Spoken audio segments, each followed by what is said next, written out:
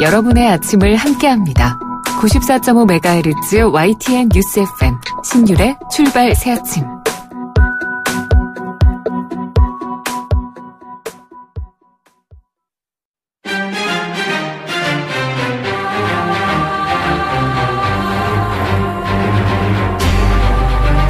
매일 아침을 뉴스로 깨웁니다. 신율의 출발 새아침. 지금 미국 핵항공모함 3척이 작전구역인 동해로 모여들었습니다. 핵함모 한 척이 웬만한 국가의 공군력 정도라는 말들은 많이 합니다만 3척이 모였을 경우에는 독일의 공군력 정도는 된다는 것이 정설입니다. 미국의 핵항공모함 3척이 동시에 한 곳에 모여 훈련하는 것도 예외적인 경우라고 할 수 있는데요. 이런 와중에 미국 측에서는 북한과의 대화 가능성에 대한 언급이 자주 흘러나오고 있습니다.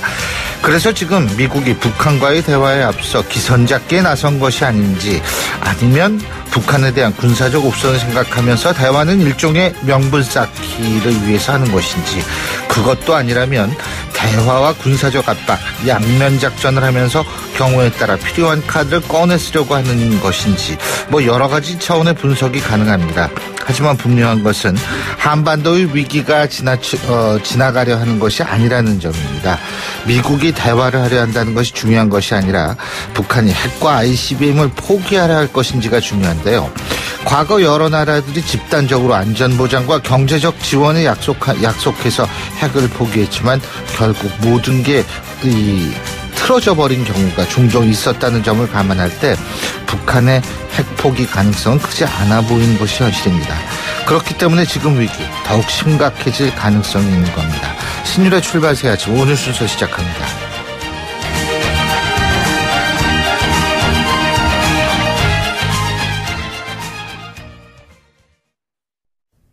YTN 라디오 신율의 출발 새아침.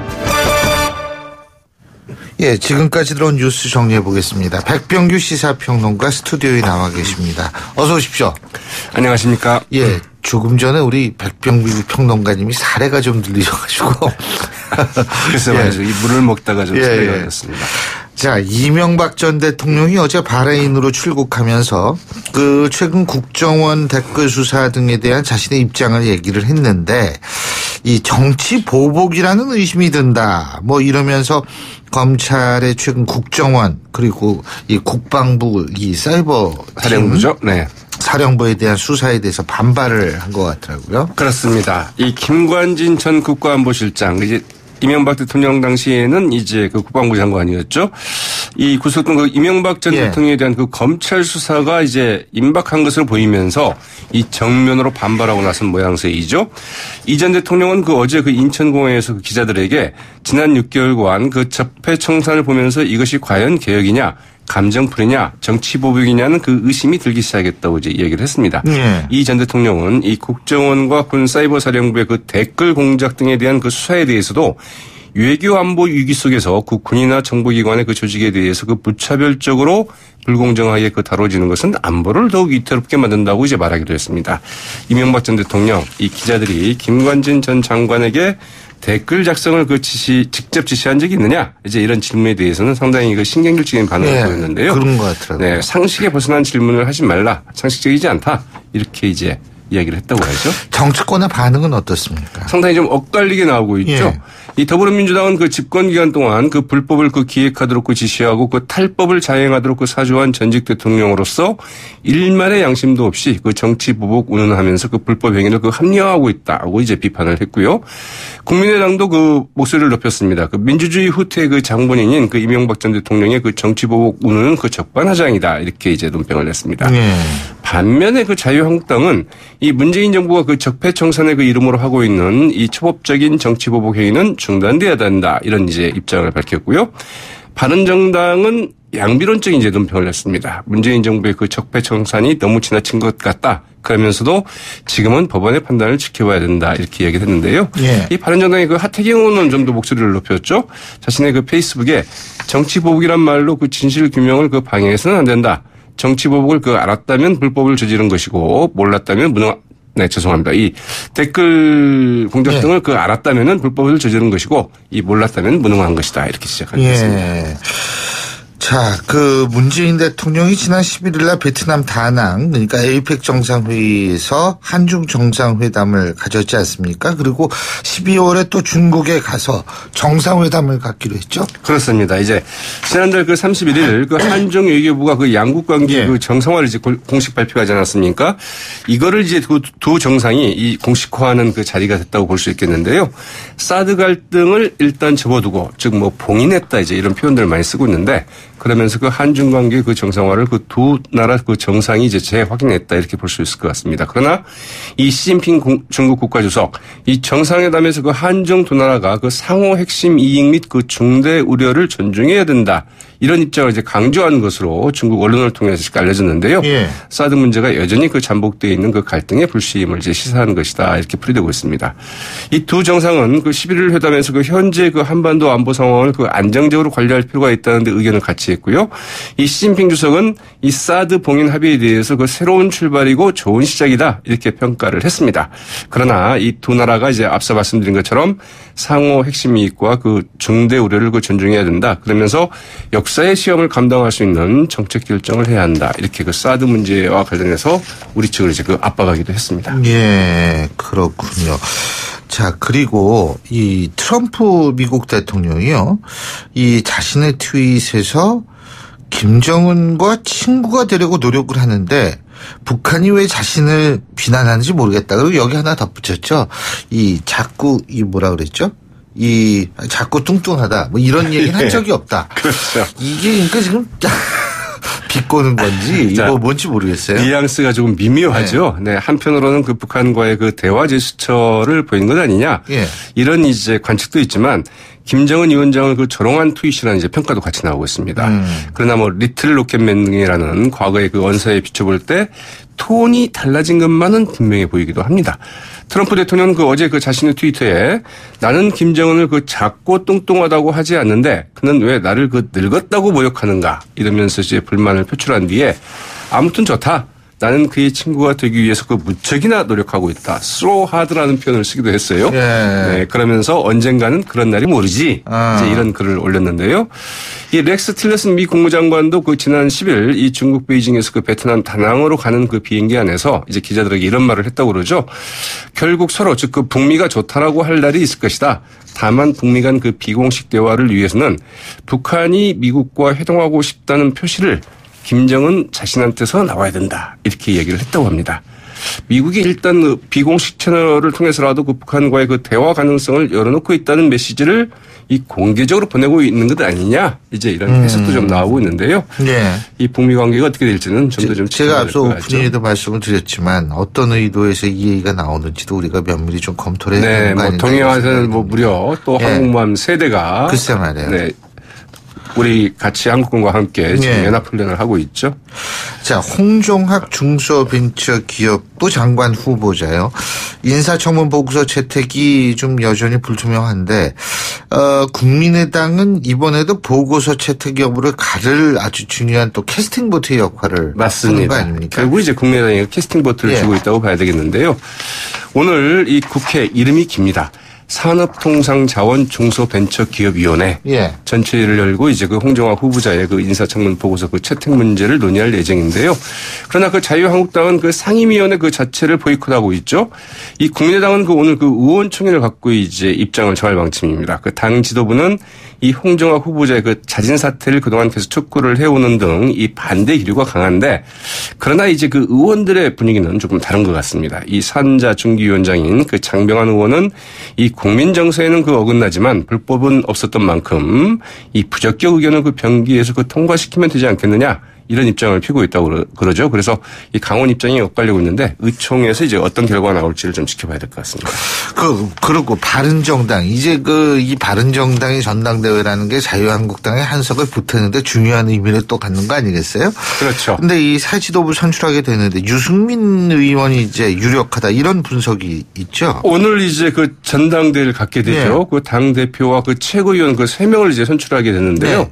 오늘 오전 10시에 이제 국회 헌정기념관에서 이제 전당대회를 갖게 됩니다. 상당히 단촐한 이제 전당대회인 셈인데 어떻든 한 달간의 말미를 갖고 중도 보수 쪽과의 그 통합을 적극 이제 세주적으로 노력을 한다. 이렇게 돼 있지 않습니까? 그렇죠. 이게 어떻게 될지 좀 지켜봐야 될 것 같고요. 이제 이게 예. 끝나면 주호영 원내대표 지금 그 대표 권한 대행이 이제 결국은 탈당을 자유한국당으로 이제 가게 되겠죠.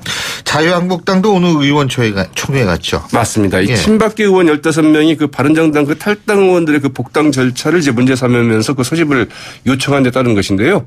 논란이 좀 예상이 되고 있죠.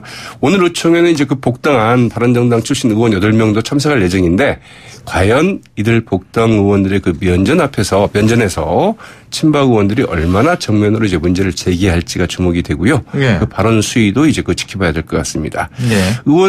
의총 소집을 요구한 이들 그 의원 15명은 해당 행위를 한 의원의 그 복당에는 그 최고위원회 그 의결을 거쳐야 된다. 이런 주장인 반면에 홍준표 대표는 무슨 소리냐. 이미 이들의 그 복당에 대해서는 이전에 최고위원회에서 그 동의를 받은 만큼 예. 절차적인 하자는 없다. 이제 이런 입장이라고 하죠. 예. 오늘 말씀 잘 들었습니다. 고맙습니다. 네, 고맙습니다. 예, 지금까지 백병규 시사평론가였습니다.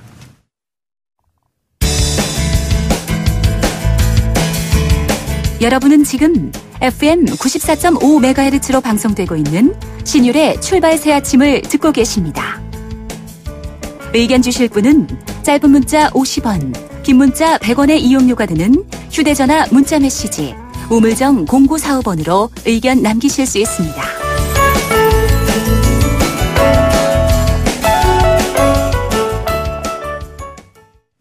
문재인 대통령이 지난 주말에 중국 시진핑 국가주석과 정상회담을 가졌죠. 이 문재인 대통령이 다음 달 중국을 찾아서 정상회담을 하기로 했다고 또 합의도 있었고요. 두 정상이 한중관계 복원을 공식화하면서 이 사드 문제로 얼어붙었던 한중관계 해빙기가 왔다라는 분석도 있습니다만 아직은 좀 두고 봐야 된다는 우려도 여전하죠. 자, 대통령 직속 북방경제협력위원장을 맡고 있는 더불어민주당 송영길 의원 전화 연결해서 입장 들어보겠습니다. 송 의원님 안녕하십니까? 네, 안녕하십니까? 예. 송영길입니다. 예, 지금 한미 정상회담도 있었고, 그죠? 한중 정상회담도 있었고, 그런데 어떻게 보십니까? 간단하게. 네, 나름대로 의미가 있었고 상당히 발전적이고 긍정적인 회담이었다고 생각을 합니다. 예. 특히 한미 정상회담에서 염려했던 여러 가지 북한에 대한 군사적 공격 가능성이라든지 한미 FTA 철회 같은 그런 발언들이 나오지 않았고 나름대로 잘 조정이 된 것 같고요. 한중 정상회담도 이제 새로운 한중 관계 복원의 계기가 될 것 같습니다. 지금 복원의 계기가 될 것 같다고 말씀하셨는데 그렇다면 이 사드 문제가 완전히 해결됐다고 보십니까? 완전히 해결은 안 되겠지만 해결에 이제 실마리를 찾고 그 해결을 위한 그 과정에 진입했다고 생각을 합니다. 실마리를 찾았다. 어떤 실마리요? 한중 정상회담이 됨으로써 일단 여러 가지 양측의 입장을 이해하면서 그러나 여전히 사드에 대한 반대 입장을 표명하고 또 우리도 우리의 입장을 표명하면서 절충이 되었다고 생각을 합니다. 절충이 됐다. 근데 사실 요새 보도되는 거 보면 이 중국 측의 발표가 조금 달랐던 모양이다. 이런 보도가 나오고 있지 않습니까? 그러니까 시진핑 국가주석이 우리 측한테 사드와 관련돼서 사실 거론이 안 될 거라고 봤는데 책임 있는 자세를 촉구했다. 이런 얘기를 했다고 지금 중국 측이 보도를 하고 있는데 이 부분은 어떻게 보세요? 네, 합의되었다고 얘기하는 것이 아니고 양측의 입장을 발표한 것으로 수정된 것으로 알고 있습니다. 합의된 것이 아니고 양측의 입장을 그냥 발표했다. 그렇습니다. 그게 어떤 완벽하게 의미죠? 외교를 하는 데 있어서 양측이 완벽히 합의되지 않을 경우에는 양측이 서로 입장을 발표하는 형태의 외교를 하게 됩니다. 그래야 그게 일이 진행이 되지. 그게 구동존의의 자세가 아니겠습니까? 모든 걸 완벽하게 일치가 안 된다고 외교관계가 복원 안 되면 양 국가 서로한테 불이익이 되기 때문에 이런 절충 형태를 띠게 된 거죠. 예, 이게 일종의 절충이다 이렇게 보시는 거군요. 그죠? 자, 그렇다면 이 절충이 되고 실마리를 찾았다고 말씀하셨는데 그렇다면은 이제 정상회담 이후에 경제적 부분에 있어서 가시적인 어떤 변화가 좀 있을 거라고 보십니까? 이미 가시적인 변화가 발생하고 있지 않습니까? 예를 들면 여러 가지 한류에 대한 제재가 풀어지고 있을 뿐만 아니라 지금 한중관계 기업들의 분위기가 영 바꿔지고 있습니다.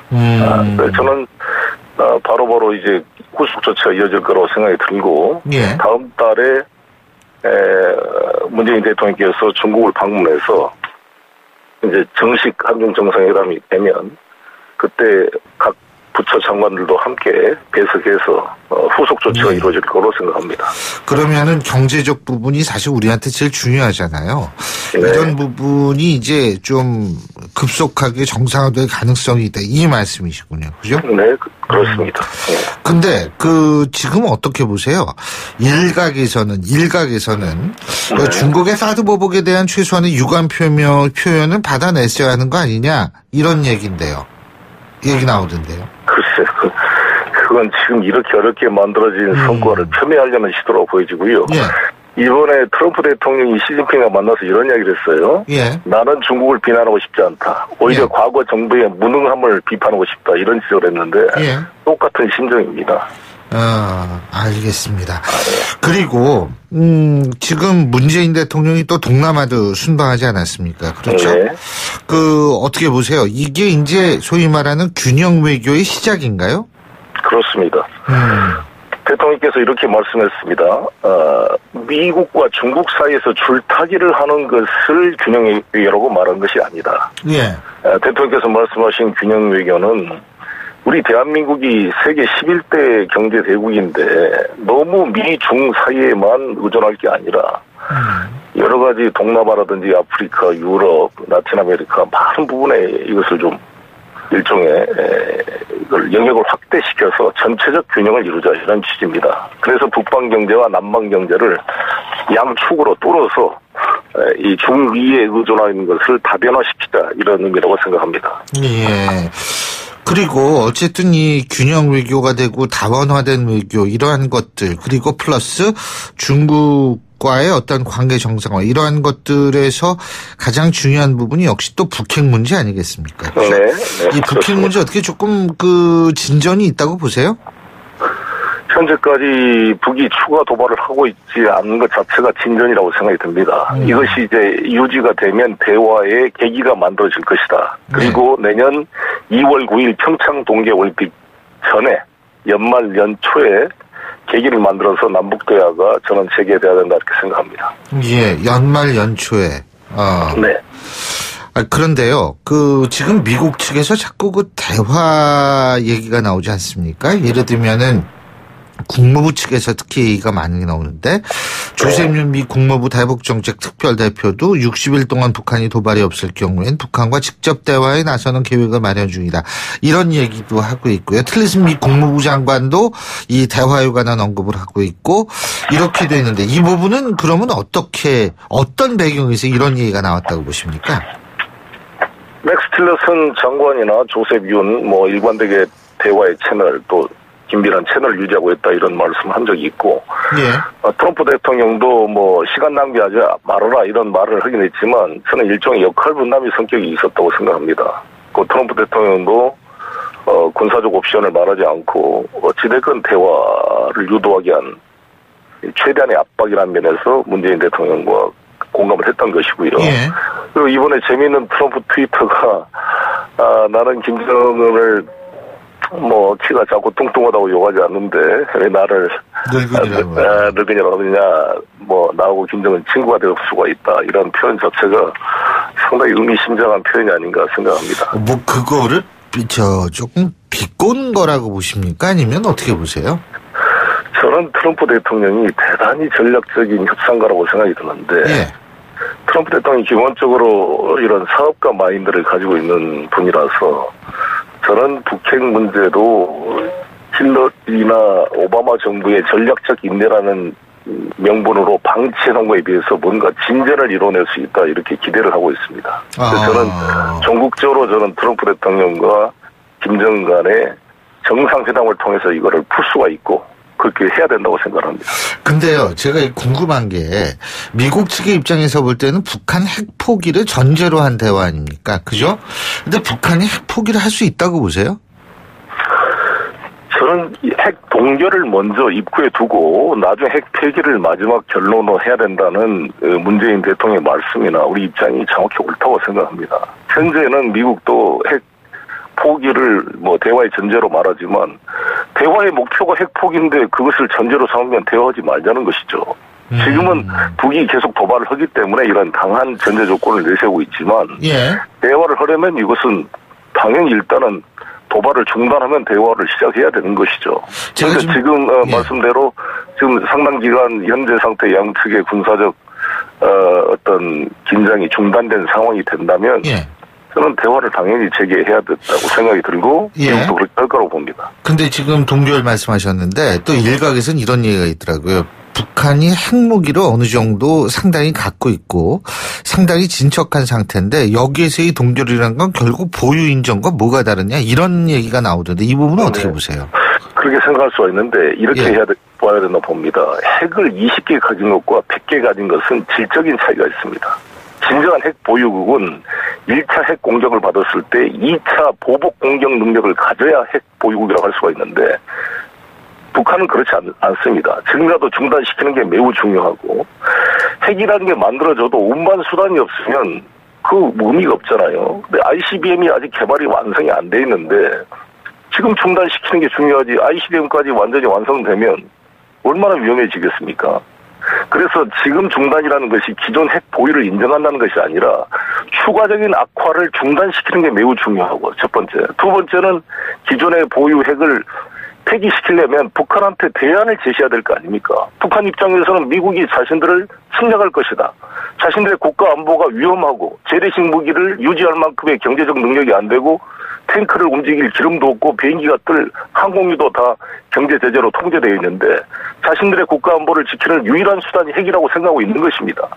우리는 그것을 인정할 수 없지만 그들 입장에서 핵을 포기하더라도 그들의 국가 안보가 보장된다는 대안을 국제사회가 제시해줘야 핵을 포기하지 않겠습니까? 그 작업을 같이 병행해서 해가야 된다고 생각합니다. 지금 송 의원님께서 Second Strike Capability 그러니까 맞고서 다시 때리는 거 있지 않습니까? 보복 네. 그거 말씀하셨는데 지금 북한이 그런 능력이 없다고 보세요? 아직 없다고 봅니다. 만약에 Second Strike를 하려면 SLBM, 그러니까 이 전략 핵 잠수함에서 SLBM이요? 예. SLBM이 있어야 자기 영토가 핵 공격을 받더라도 바닷속에 있으니까 이 보복 능력이 살아있는 거 아니겠습니까? 근데 그런 능력은 아직 안 갖춰 있다고 생각합니다. 지금 그걸 추구하고 있는 단계라고 볼 수가 있습니다. 자, 이거 조금 다른 얘기인데요. 이명박 전 대통령 얘기입니다. 어제 문재인 정부의 적폐청산이 시작된 이후에 처음으로 이제 입을 열었는데 이게 감정풀이나 정치보복이 아니냐라는 의심이 들기 시작했다. 이렇게 얘기를 했는데 이 부분은 어떻게 평가하십니까? 저는 그 이야기를 들으면서 좀 분노가 느껴지던데 아니 지난 정권 때 노무현 대통령 시골에 가서 살고 계시는 분을 그렇게 잡아다가 구속을 시키려고 소환하고 온 텔레비에 생중계를 하고 이렇게 온 망신을 줘서 국정원 시켜서 논두렁에 시계를 버렸다는 이런 유언비어까지 날포하고 결국 죽음에 몰게 한 사람이 누굽니까?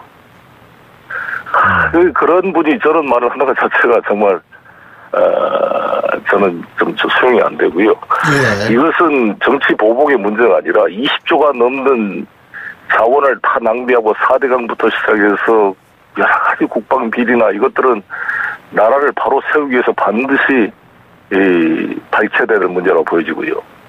특히 국정원이나 기무사, 정보사 이런 군과 정보기관을 사적인 정치 도구로 악용한 것은 국가안보에 중대한 위해를 미치는 행위라고 봅니다. 일종의 반역행위입니다. 반드시 바로잡아야 된다고 생각합니다. 반역행위다. 바로잡는다. 결국은 이명박 전 대통령에 대한 법적 처리를 말씀하시는 겁니까?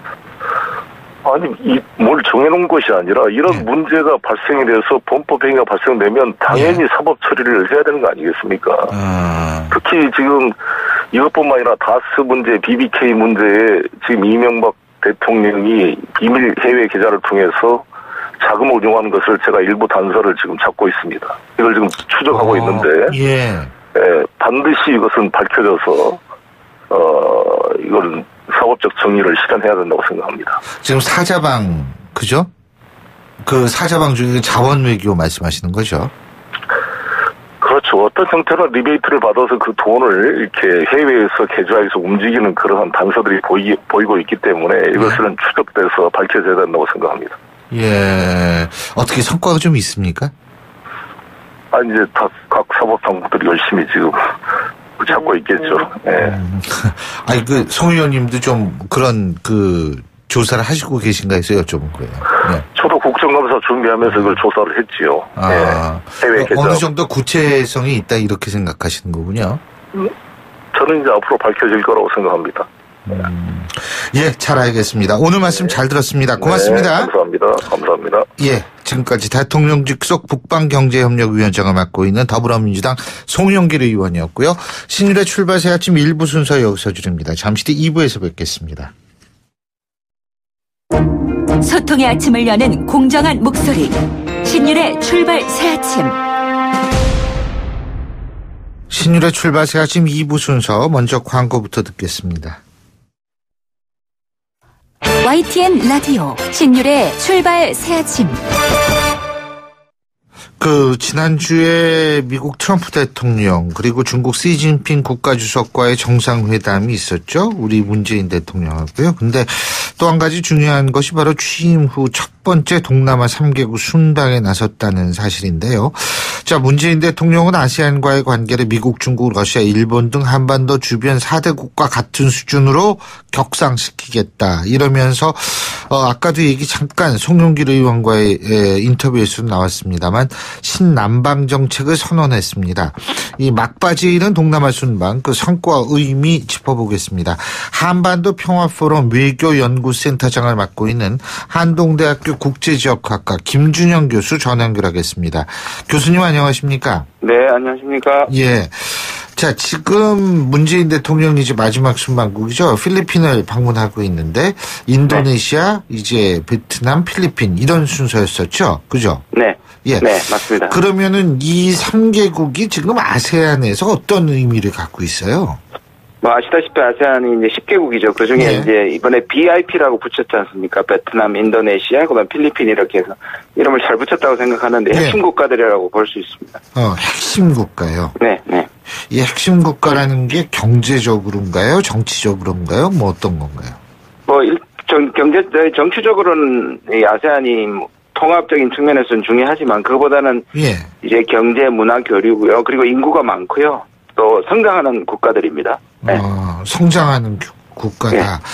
자, 먼저 인도네시아에서 문재인 대통령과 조코 위도도 대통령인가요? 이 두 분이 이제 정상회담을 가졌는데 신남방 정책 구상을 여기서 얘기했다고 그러는데 이게 어떤 내용입니까? 사실 제가 이 캠프에서 이 신남방 정책, 신북방 정책, 그리고 신경제지도 이런 것들을 좀 입안했었는데요. 혼자 한 건 아니지만 제가 이것을 맡아서 했었는데 우리가 보통 이제 지금까지 보듯이 동북아라면 미중 일러 남북이라 그래서 우리 일종의 안보의 상징이고 우리 생존의 공간이지 않습니까? 네. 그거에 비해서 이제 신남방, 신북방은 우리가 결국 이걸 중요하지만 벗어나서 우리의 미래의 번영을 위해서는 확대돼야 된다는 의미에서의 남북 쪽으로 가는 아까 말씀하신 송영길 의원께서는 이제 북방을 맡으신 거고요. 예. 그다음에 이제 직접 이제 신남방 정책을 구상하신 거고 기억하실지 모르겠지만 지난 5월에 박원순 시장이 원래는 4강만 보냈었는데 아세안을 방문했었죠. 특사를 보냈었죠. 네. 여보세요? 네, 여보세요? 예. 말씀하시죠? 예. 그런 점에서 신남방 정책이 이번에 이제 실제로 대통령이 가셔서 실현한 것이라고 말씀을 드릴 수가 있겠습니다. 큰 의미가 있죠. 예. 지금 캠프에서 입안하셨다는데 그게 문재인 대선 캠프, 문재인 대통령 후보 시절에 대선 캠프 말씀하시는 거죠? 예, 제가 외교안보팀에 있었습니다. 네네. 예, 그렇군요. 자, 근데 그게 이제 신북방 정책, 아까 송영길 의원께서는 신북방 정책을 맡고 있고, 그죠? 네. 이런 말씀을 하셨는데, 신북방 정책과 신남방 정책, 이게 이제 지정학적인 차이고 지향하는 바는 같은가요? 어떤가요? 원래 이게 이제, 원래 입안될 때는 동북아 플러스라고 이름을 붙였습니다. 어떻게요? 과거에 때 동북아 플러스요. 과거에 동북아 시대위원회라고 기억나시죠? 노무현 정부 때. 이제 그때는 이제 동북아로 한정된다는 느낌이 있었기 때문에 확대라는 의미에서 플러스를 붙였고요. 예, 그 안에 여러 가지 안들이 있는데요. 그 중에 하나가 신북방 정책, 그 다음에 신남방 정책, 그 다음에 동북아 평화협력 같은 부분을 이제 집어넣은 거거든요. 그 중에 이제 신북방과 신남방은 일종의 번영 경제정책입니다. 아까 말씀드린 것처럼 우리의 미래의 먹거리는 여기에 한정되는 게 아니라, 과거에 박근혜 정부 때도 유라시아 이니시티브라는 유사한 것이 있었는데요. 북쪽으로 뻗어나는 게 북방정책이고요. 지금 말씀드린 신남방 정책은 아세안 남쪽으로 또 인도까지 가능하면 더 확대되면 호주까지 간다는 그런 좀 큰 계획을 갖고 있는 부분입니다. 예, 호주까지요? 예, 예. 그렇군요. 자, 인도네시아, 베트남, 필리핀이 아까 아세안에서 가장 중요한 역할을 하는 3개국이다. 이런 말씀을 해주셨는데 네. 그러면은 우리한테 어떤 경제적인 이득 그리고 우리한테 어떤 국제 관계적인 이득이 올 거라고 보십니까? 이게 북방정책, 남방정책이라고 얘기했을 때 이게 반드시 경제만 포함되는 게 아니거든요. 그죠? 네. 어떤 이득이 있다고 보십니까? 네, 정확하게 보신 건데요. 예. 일단은 경제적인 측면에서 우리가 가시적인 부분이 분명히 존재합니다. 지금 가장 활발하게 중국 다음으로 무역량이 작년에 1,188억 불이었고요. 예. 물론 10개국이라는 것이지만 그럼에도 불구하고 중국 다음으로 우리의 2대 교역국이고요. 그다음에 우리와 관계가 가장 좋고요. 한국 사람들을 가장 좋아하는 한류.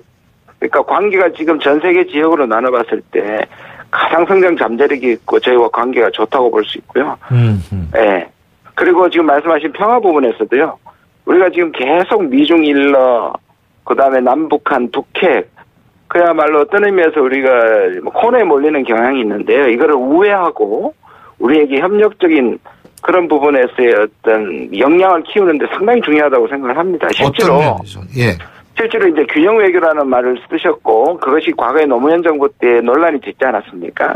그게 이제 중요하게 얘기하는 것 중에 하나가 지금 노무현 정부 때 동북아 균형자론 말씀하시는 거예요? 예. 근데 이제 균형자론이 지난번에 박근혜 정부도 썼고 우리가 미중 사이의 균형만 얘기하는 것이 아니라 우리가 여러 가지 운신의 폭과 외교 역량을 가지기 위해서는 다양한 외교 다변화의 입장에서의 균형이라는 측면을 강조하셨는데요. 그런 점에서 아세안은 그리고 이 3개국은 매우 중요하다고 볼 수 있습니다. 예, 그렇군요. 지금 문재인 대통령이 이제 시진핑 중국 주석하고 정상회담을 지난 주말에 갖고 12월 방중을 하겠다. 지금 이걸 합의하지 않았습니까? 그죠? 네. 근데 어떻게 평가하세요? 교수님께서는. 지금 일단은 중국과의 관계가 회복이 된 겁니까? 봉합이 된 겁니까? 지금 계속 이제 이게 논란이 되고 있는데요. 전 정확하게 제가 100% 맞는 건 아니지만 중국이 투트랙으로 간 것 같습니다. 다시 말해서 우리가 이제 일본과도 투트랙으로 간다고 얘기를 하는데 중국의 외교 방식이 지금 당장에 이것을 해결될 때까지 아무것도 안 한다기보다는 관계는 관계대로 가져가되 사드 문제는 기존 입장을 변하지 않는다. 이런 방식의 해결을 하는 거죠. 가장 좋은 예가 북한에 대한 핵 문제지 않습니까? 그러니까 비핵화는 제재를 하지만, 그리고 비핵화를 원하지만, 그렇지만 압박보다는 대화를 기다리겠다는 것과 좀 유사한데요. 근데 우리는 이제 1년 반 동안 좀 고생을 하다 보니까 이게 풀렸다고 우리는 그렇게 이제 우리 좋은 쪽으로 해석을 해버리는 거죠. 근데 중국은 이 문제는 해결된 게 아니다. 중국의 입장은 변한 게 없지만 이것 때문에 한중 관계를 망치지는 않겠다. 복원하겠다. 그러나 끝난 것은 아니다. 이렇게 투트랙으로 보셔야 될 것 같습니다. 그 부분이 저는 굉장히 중요하다고 보는 게 중국의 사드 가지고 트집을 잡지 않았습니까? 네네. 그런데 일각에서는 이게 우리가 예를 들면 사드를 중국 측이 얘기하는 대로 안 했다 하더라도 중국은 그럼 다른 거 가지고 문제 삼았을 것이다. 다시 말해서 사드라는 게 중국이 진짜 이 걸려서 하는 것보다는 한반도에 대한 영향력 확대, 특히 이제 우리나라에 대한 영향력 확대를 사드를 통해서 하려고 그랬다. 이런 얘기가 있거든요. 이 부분 그럼 동의하세요? 좀 일부는 동의합니다. 그러니까 그런 중국은 여러 가지 다양한 우리는 사실 현안에 많이 매몰되어 있는 편이지만 중국이 이제 나라가 크고요. 크게 생각하는 측면이 있고 장기적으로 생각하는 측면이 있기 때문에요. 근데 저는 이 지점에서 우리가 좀 조심해야 되는 것이 뭐냐면 우리가 이 부분을 지나치게 오히려 부각시키는 것이 중국한테 부담이 될 수 있겠죠. 다시 말해서 사드 문제가 자꾸 해결됐다고 얘기할수록 중국은 오히려 사드 문제를 푸는 속도가 늦어질 겁니다. 오히려 중국이 투트랙이면 예. 우리는 이 부분은 그냥 로키로 가는 것이 우리에게 유리할 거라고 저는 봅니다. 근데 이번에 뭐 아까 제가 송영길 의원께도 여쭤봤습니다만 네. 이 뭐 사드 문제 얘기 안 하기로 한 걸로 보도가 됐는데 시진핑 주석이 얘기를 했어요. 이거 중국 언론이 보도를 했는데 이런 이유는 뭐라고 보세요? 그러니까 지금 말씀드린 것처럼 그렇다고 해서 뭐 그걸 말한 거에 대해서 우리가 따라야 된다기보다는 한국이 계속 제가 이제 계속 지금 중국을 좀 다니고 있는데요. 예. 한국이 지나치게 낙관적이다. 중국이 한국한테 굴복한 것처럼 또는 포기한 것처럼 받아들이는 부분에 대해서 좀 못을 받고 가는 것 같습니다. 그리고 또 하나는 박근혜 정부 때 그 사드 배치를 안 한다고 하고 했고요. 그다음에 문재인 정부 때도 뭔가 환경평가를 하면서 미루는 듯 하다가 조기 배치를 했거든요. 예. 그러니까 한국의 약속을 지켜보겠다는 의미에서 좀 중국식 뭐라 그럴까요? 그런 거에 대한 판을 까는 것 같습니다. 아, 근데 어떻게 12월에 한중 정상회담 또 갔지 않습니까? 문재인 대통령이 이제 중국에 가서, 그죠? 그럼 여기에서는 이제 북핵 문제가 좀 더 구체적으로 논의가 될까요? 이제 사실상 우리가 지금 트럼프는 이제 최대 압박을 통해서 북한을 압박하는 것이지만 대화와 협상을 통한다는 점에서는 중국과 더 통하는 측면이 있습니다. 물론 이제 중국이 쌍중단, 예를 들어서 우리 훈련을 중단하고 북한이 이제 도발을 중단한다는 이 부분에 대해서 미국이 별로 좋아하지는 않지만 예. 기본적으로 협상을 통해서 평화적 해결을 한다는 부분에서 일치하기 때문에 그 부분에 어느 수준까지 중국과 얘기가 될지가 관전 포인트일 것 같습니다. 예, 잘 알겠습니다. 예, 오늘 말씀 여기까지 듣겠습니다. 고맙습니다. 네, 감사합니다. 지금까지 한동대학교 국제지역학과 김준형 교수였습니다. 신율의 출발 새 아침 2부 순서 여기서 줄이고요. 잠시 뒤 3부에서 뵙겠습니다.